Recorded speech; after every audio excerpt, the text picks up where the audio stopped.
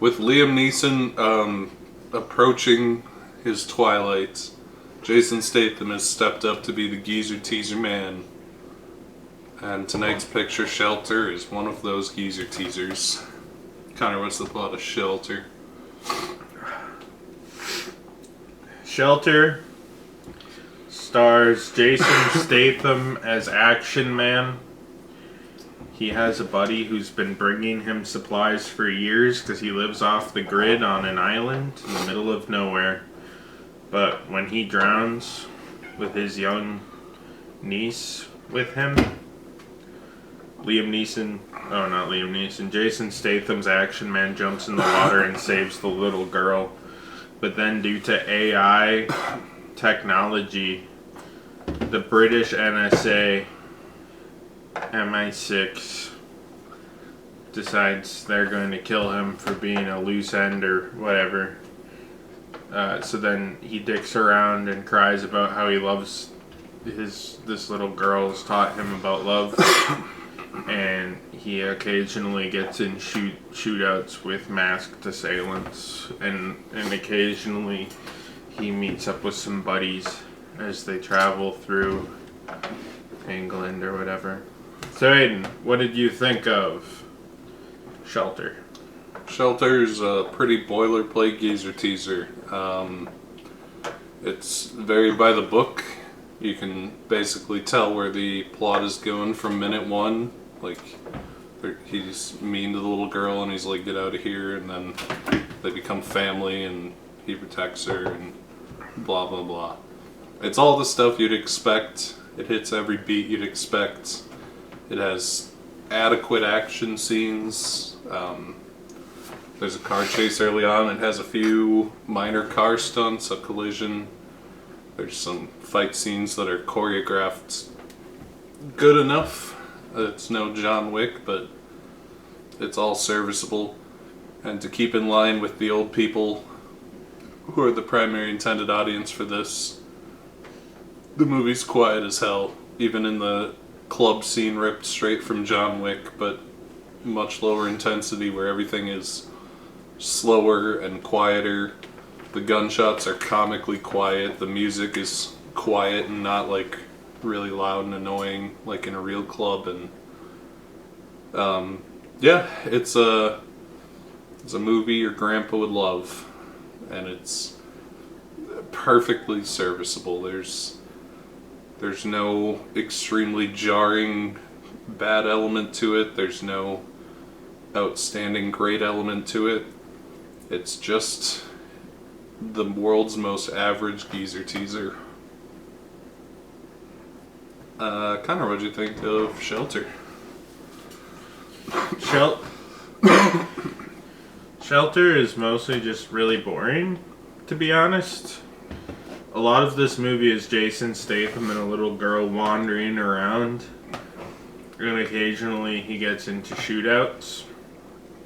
But as Aiden alluded to, for some reason, most of the movie is pretty quiet, just Jason Statham talking.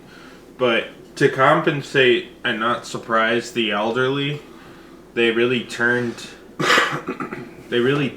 down the action scenes, like volume-wise. Like, gunshots are quieter in action scenes than talking is in a normal scene. And it's really baffling. Like, from a sound mixing perspective, it's really bad. And I understand not wanting to have this, this isn't warfare. They're not trying to, like, give you the real loud simulator experience. It's just Liam Neeson, or fucking Jason Statham dicking around.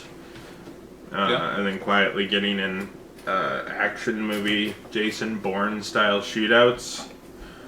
Like most geezer teasers, this movie feels like it's out of its time about 15 years. Like, maybe in 2007 this would be considered a real movie, but now granted it's about 8 or 9 days old now. But when we went to the theater, there were two other people who both looked exactly like Joe Biden, and then us. Yeah. And they were the target audience. I'm sure they really enjoyed it. They'll probably tell their grandkids about how great it was and that they watched a real action movie or whatever. Yeah, 62-year-old men who need a day off while their wife is at the book club or whatever. There wasn't really a funny twist. Like, Sorry. there wasn't really a funny twist. Like most of these, like Liam Neeson equivalents at the end there, especially, started getting really wild to differentiate themselves from the more boring origins. Yeah, like the car bomb one. There was the car bomb one. There was the human trafficking one, but like different than Taken, more ridiculous, where he's like befriending prostitutes and stuff, and he's like, Tiffany, you won't have to pay $50 to give blowjobs anymore. You can walk out into the winter blizzard in your hooker outfit and quit. Your pimp is dead now. Yeah, that one also had like the weird dementia angle, and Oh yeah, he gets a girlfriend or something. He's you like might be a vaguely prostitute, racist. but you can be my girlfriend. Like Liam Neeson in real life, you know? Just kidding.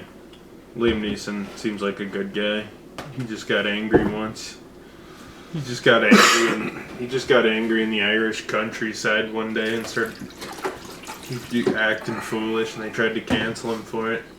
Yeah. I am glad that Liam Neeson's little outburst was didn't end him up like Kramer from Seinfeld, you know? Yeah, I mean, People decided it was a valid crash out and let him go with a warning. yeah. Good old Liam.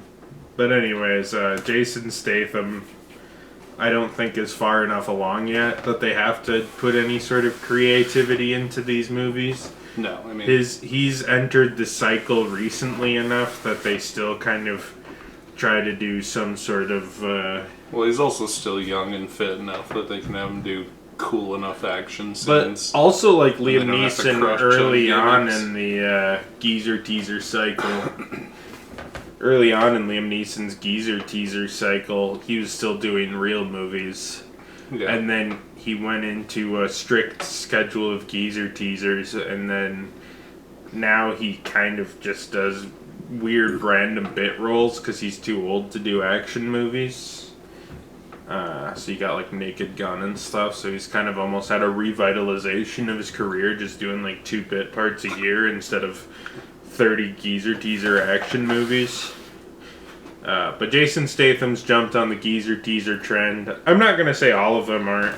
There is kind of a similarity between a lot of these. Like you look at the Beekeeper and he's like, X helpless person has a problem and I'm a working man, and then he runs around killing Yeah. nameless and faceless henchmen for 2 hours between scenes of exposition where he just says I'm sad and like Yeah, I mean, moderately that's all the Liam okay Neeson ones go action to. movies happen, action scenes.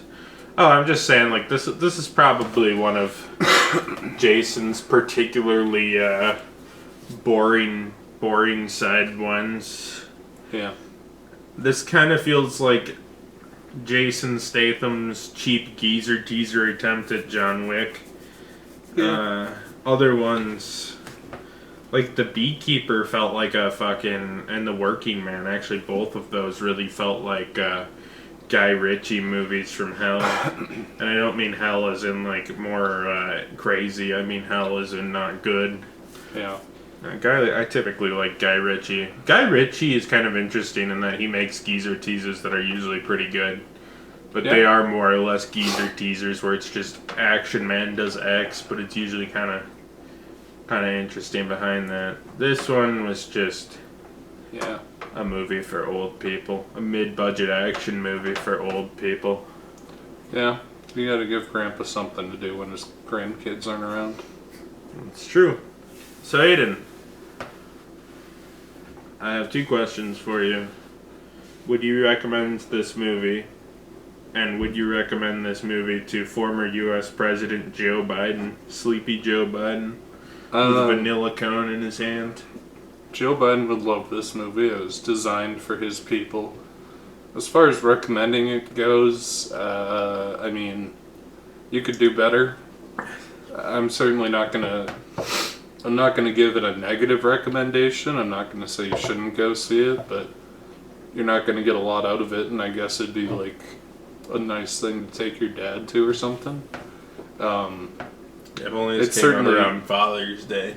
It's certainly adequate. It's just not very exciting. Not very. You're probably not the demographic for it if you're watching this video. So, you know, Connor, what would you recommend? I almost called it the geezer teaser. Shelter. Teasers. I would not recommend Shelter. Pretty much the same reasons as Aiden's stuff. There's just better action movies out there coming out all the time. This movie is like honestly, especially if you're not watching this in the theater, like at this point just watch Expendables, because that's like the Avengers of geezer teasers. Yeah. Or something in that vein. This movie is just kind of boring. I don't know. I didn't really get anything out of it. I didn't really get the comedic value that occasionally comes from this style of filmmaking. Oh no, this is played way too straight. And honestly, I've kind of been on a streak with these Jason Statham ones where, unlike Liam Neeson, where I would usually have at least something to say, even like the bad ones, these ones just don't have enough gimmicks for me. Hey, the working man kind of got there. The Working Man was better than The Beekeeper. I thought The Working Man was genuinely okay. Yeah. Which was I thought kind it of was a too. problem for it, though. The funny thing, like, I remember, it's been like 3 or 4 years since Liam Neeson had that fucking car bomb movie, and that was the funniest fucking movie ever. I remember that better than I remember half of the Marvel movies that have come out since, because it was funny. And Yeah, it's a I still geezer remember teaser the meant to be villains. forgotten while you're watching it because you got dementia.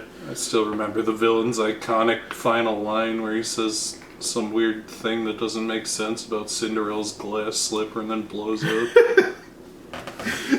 Yeah, that movie was fucking epic. That movie was fucking epic. I'm still not quite sure. It's been 3 And years I remember, to like, ponder it 4 over, and I still times. don't know what he meant by his weird glass slipper analogy. I also like how half that movie just took place where Liam Neeson was sitting in the car in parking lots going, "If I do anything, my car will be exploded. Yeah? A thermonuclear device is planted within my car." And half the time he's just sitting in the parking lot crying. Yeah. Crying about it and trying to reconnect with his daughter who hates him or whatever. This movie didn't really have any of that. It was just kind of a boring gimmick. It was very straight-laced. The adopted daughter, they tried to give Jason Statham a heartwarming Pedro Pascal plot, and it didn't work.